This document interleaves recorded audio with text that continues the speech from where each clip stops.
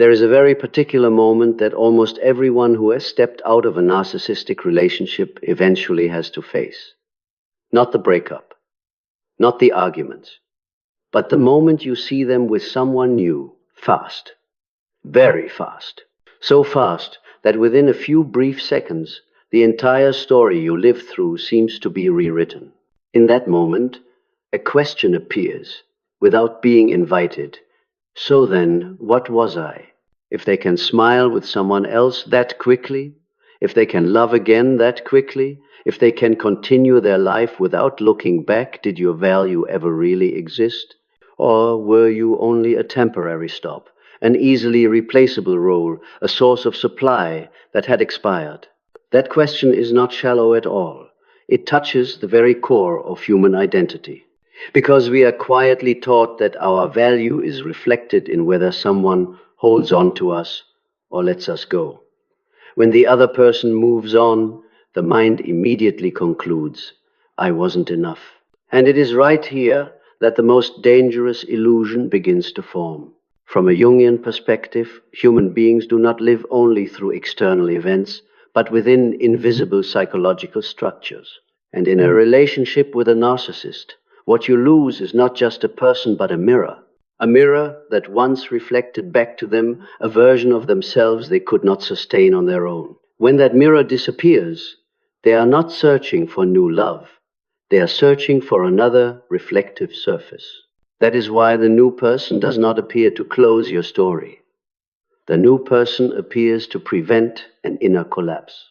This is not a choice born of maturity, but a survival reflex of a fragile ego structure, one that cannot tolerate emptiness, cannot tolerate shame, and certainly cannot tolerate being alone with its own shadow. What hurts you is not that they have someone else. What hurts you is the meaning you are forced to attach to that event. You do not just see them move on. You see your value being compared, measured, and set aside without a single acknowledgement, a single closure, or a moment of recognition for what you gave. But the deeper and more difficult truth is this.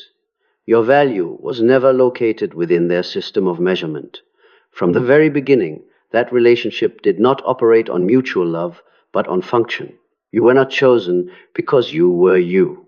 You were kept because you helped them regulate, soothe, reflect, and maintain an image of themselves they could not hold on their own. When that function no longer worked smoothly because you were tired, because you set boundaries, because you stopped trading yourself away, they did not look inward. They replaced the mirror. And that replacement carries no information whatsoever about your value. This video is not made to comfort you with empty positive affirmations. It is made to put everything back where it belongs, to separate human worth from defensive behavior, to end the false story that someone stepping into your place means you were never important. Because when you look deeply enough, you will see this. The new supply changes nothing about you.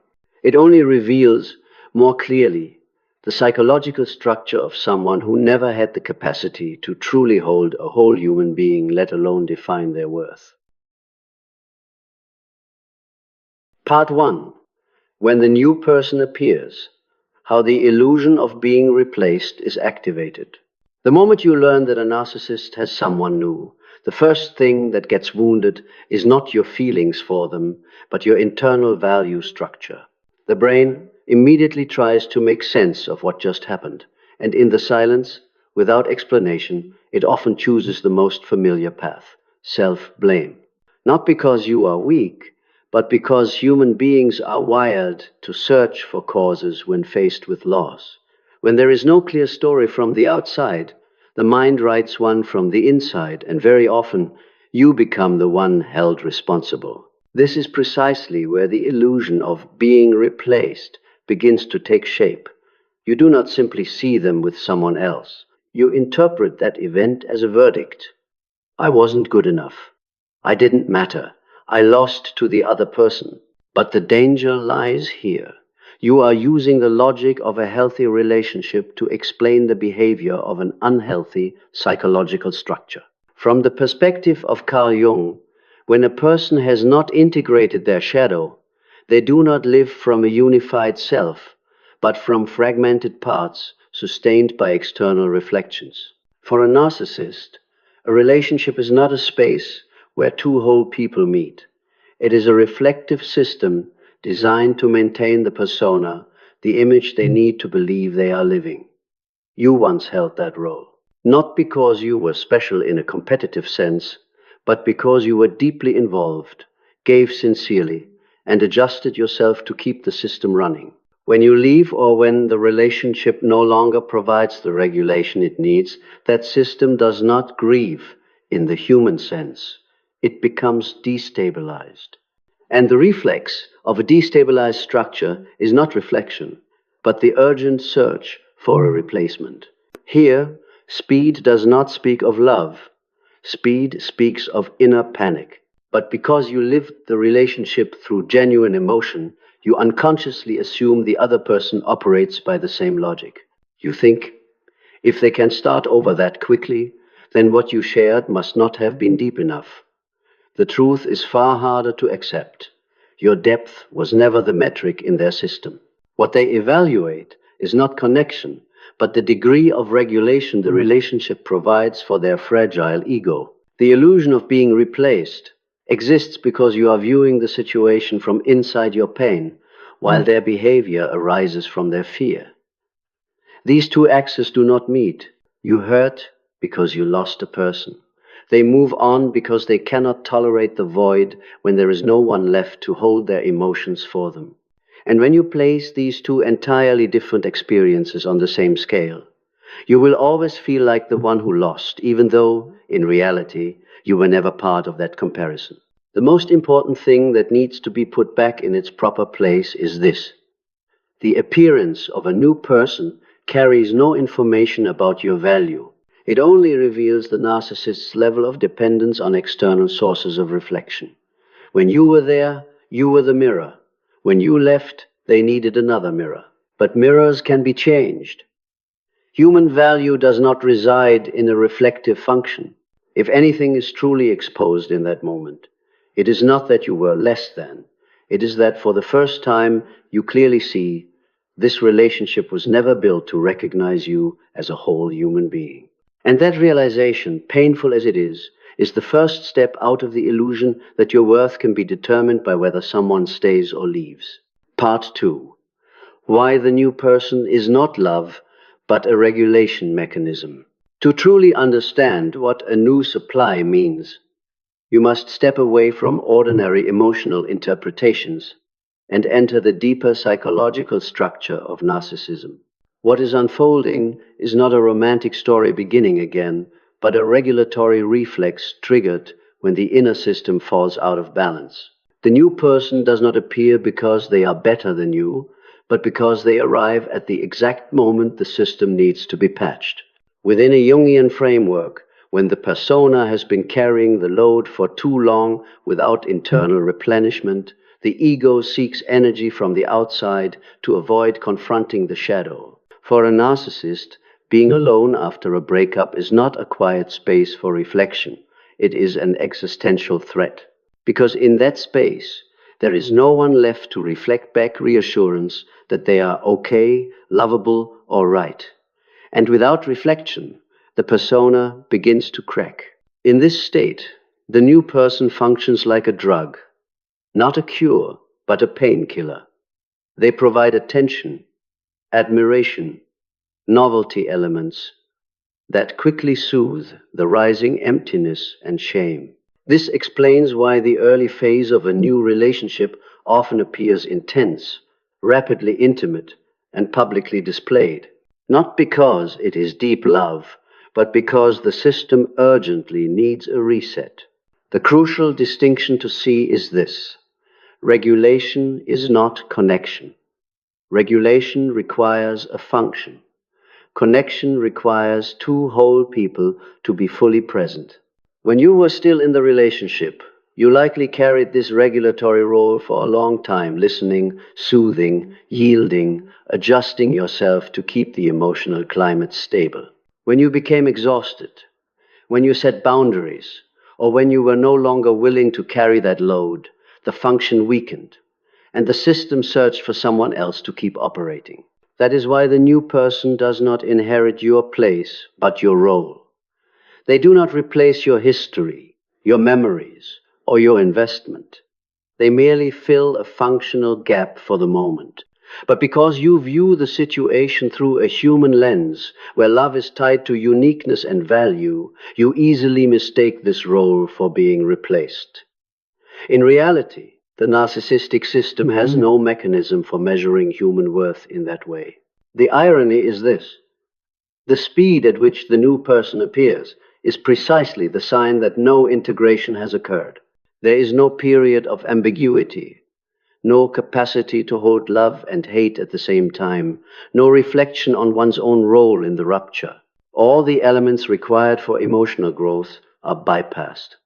Instead, there is a leap onto a new stage where the persona can continue performing without being questioned. And over time, what is inevitable will unfold. When novelty fades, when boundaries begin to be tested, when the new partner no longer provides constant regulation, familiar tensions return. Because the shadow does not disappear when the person changes. It is only postponed. The cycle repeats, not because the new person is worse, but because the structure remains the same. For you, the one who has exited the system, the point is not to watch how that cycle repeats. The point is to recognize this: the appearance of the new person was never a measure of your value. It is evidence that the previous relationship ended not through integration, but through avoidance.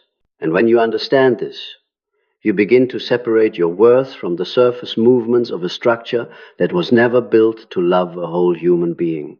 In the next part, we will go deeper into why comparing yourself to the new person is a conditioned reflex, and how to break that reflex, so your value is no longer pulled into stories that never truly belong to you. Part 3. Why you unconsciously compare yourself to the new person, and how to break this reflex. After the new person appears, many survivors notice something that makes them feel ashamed, but rarely say out loud. They keep comparing. Comparing appearance, personality, how the other person is treated, the speed of attachment, the level of public display. Even when the rational mind knows comparison is useless, the body and psyche do it automatically. This is not weakness. It is a psychological reflex conditioned within the narcissistic relationship itself. In that relationship, your value was never established in a stable way.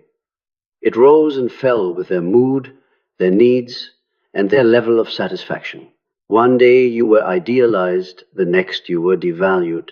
This inconsistency forced your mind to constantly scan the environment to answer a silent question: where do I stand? Over time, you learn to self-monitor, self-adjust, and self-compare in order to stay emotionally safe. Comparison became a survival mechanism. When the relationship ends without closure, this reflex does not disappear. It shifts its target. The new person becomes the new diagnostic tool for your value. You look at them searching for answers to an unnamed pain. If they are loved like that, does it mean I was lacking? But this question rests on a false premise that your value was ever measured correctly to begin with.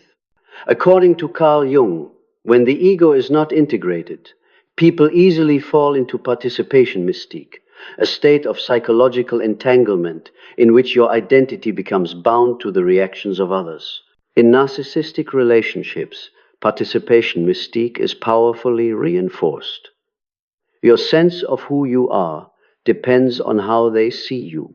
When they turn away and look at someone else, that identity is pulled along with them, making you feel as though you are being re-evaluated. What must be seen clearly is this: the new person holds no information about you. They did not live what you lived. They did not carry what you carried. They are simply standing at an early point in the same cycle, where everything is still covered by the persona. Comparing yourself to them is like comparing the ending of a real story to the opening act of a performance. So how do you break this reflex? The first step is not to stop yourself from comparing, but to change the meaning of comparison. Each time your mind drifts toward the new person, recognize what is actually happening. You are not losing. Your nervous system is searching for coherence after a ruptured experience. Comparison is an attempt to patch the story together. It is not evidence of your worth. The second step is to separate value from function. In a narcissistic relationship, you were kept for the function you provided. When someone else takes on that function, your mind misinterprets it as they are better than me. But functions can be replaced. Value does not reside there. Value lies in the capacity to be present, to feel, to bond authentically, qualities that system never measured or protected. Finally, comparison naturally weakens when you stop using their behavior to organize the story of yourself. When you begin to view the relationship through the language of structure rather than self-blame, the new person gradually loses symbolic weight. They are no longer a conclusion about you, but merely a detail in a repeating pattern. And here, a quiet shift occurs. You stop asking, why did they choose that person? And begin asking, why did I need comparison in order to survive? This question does not pull you backward. It opens the path to reclaiming your value where it belongs, inside, no longer suspended from anyone else's gaze. Part 4. The shadow does not disappear. Why the new person will enter the same cycle. One of the most persistent illusions after seeing a narcissist with someone new is the quiet belief that this time might be different. Different because the other person fits better. Different because they are fresher. Different because the narcissist seems calmer, more attentive, even more mature. But when viewed with psychological depth, what is happening is not difference, it is delay. The shadow does not disappear simply because the setting changes. The shadow only reveals itself when pressure becomes great enough. In the early stage of a new relationship, that pressure has not yet formed. The persona is being fueled by admiration, desire, and validation. Under these conditions, the shadow can temporarily lie dormant. And it is precisely this temporary calm that creates the illusion that the problem has been resolved. End quote. What must be understood is this. When the shadow is not integrated, it is only postponed, never dissolve. As novelty fades, as the new partner begins to have needs, emotions, and boundaries of their own, the old system starts to strain. Familiar tensions return not because the new person is wrong, but because the internal structure cannot sustain long-term reciprocity. This is where the repeating pattern emerges. Initial idealization, followed by boundary testing, then emotional withdrawal, subtle control, or devaluation. These signs rarely appear in public. On the surface, everything may still look fine, but underneath, the dynamics have already begun to slip off their original course. What you see is only the opening act. The middle and the ending remain hidden. This concealment matters because it feeds yet another illusion, that the new person is holding on to something you could not, but that assumes you and the new person are playing the same game. In reality, you stayed in the game long enough to reach its shadow where the persona could no longer hold. The new person is simply at the stage you once occupied before pressure accumulated. The key point that must be restored to its proper place is this. The shadow does not choose victims. It follows structure. Anyone who enters without the capacity for integration, reflection, and emotional responsibility will sooner or later encounter the same fracture point. The only differences are time and form. So if anything is proven when the new person appears, it is not that you were less valuable. It is evidence that the previous relationship did not collapse because of you, but because it reached a place the persona could no longer carry. You saw the truth earlier, not because you were weak, but because you were real. For you, the one who has stepped out of the cycle, what matters is not waiting to see when the shadow will surface in the new relationship. What matters is realizing that you no longer need any further proof to validate your experience. The shadow already revealed itself to you, and the fact that you are no longer there to shield it is the real reason everything looks peaceful from a distance until the cycle repeats. Part 5. The moment value returns. When you step out of the narcissist's measuring system, there is a very subtle moment in the healing journey, quiet, without drama, when you realize that you no longer need to monitor them. Not because you have won, and not because you no longer feel anything, but because the measuring system that once held your value captive has collapsed. You are no longer within its reach. In the depth psychology of Carl Jung, this is the moment when individuation truly begins. Before this, your value was anchored in an external space, their gaze, their reactions, their choices. When they chose someone new, that anchor was ripped out, leaving behind a disorienting void. Yet it is precisely this void that opens a crucial possibility. Value is no longer located outside. You begin to see a truth that is difficult but liberating. In a narcissistic relationship, you were not loved for who you were. You were kept because you helped the system function. When that system no longer defines you, you are forced to find a different ground for your sense of self. At first, this is frightening. But gradually, you discover a new kind of stability, one that does not depend on who comes or goes. This shift often arrives with small realizations. You no longer feel compelled to explain the story to others. You no longer need to prove that you were treated badly. You no longer want to know how their new relationship is going. Not because you are indifferent, but because those details no longer relate to who you are. This is when value begins to be placed back where it belongs. Not value being affirmed, but value being reclaimed. Reclaimed from comparisons that were never fair, reclaimed from roles you once carried on someone else's behalf, reclaimed from a system that was never designed to fully recognize a human being. You do not need anyone to confirm this, because your experience begins to make sense from within. And as this coherence forms, something important happens. The new person loses their symbolic role. They no longer represent the outcome of your story, nor are they the answer to old pain. They are simply one link in a cycle you have already left. That cycle may continue or mutate, but it no longer contains you. Much of the initial pain came from trying to locate your value within a structure incapable of holding human worth. When you step out of that structure, you do not become better in a comparative sense. You become sovereign. And sovereignty is not a weapon against anyone. It is a state in which value is no longer negotiable. At this point, the question is no longer, why do they have someone new? But rather, why did I once allow my value to hang on someone else's choices?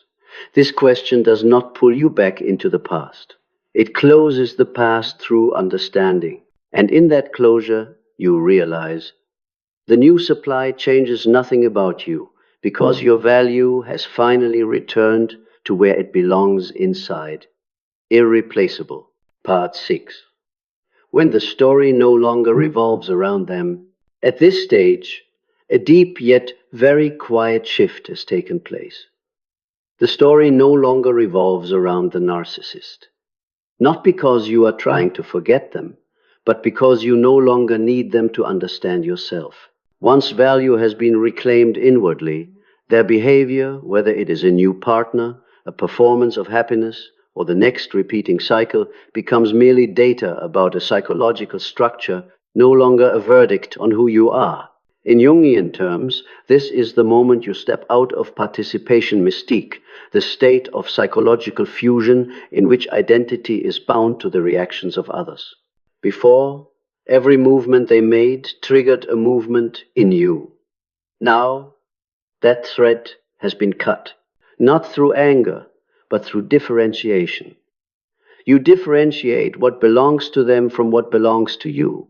Defensive behavior from human worth, a repeating cycle from a path of individuation. It is essential to recognize this. The closure you once waited for could never come from them.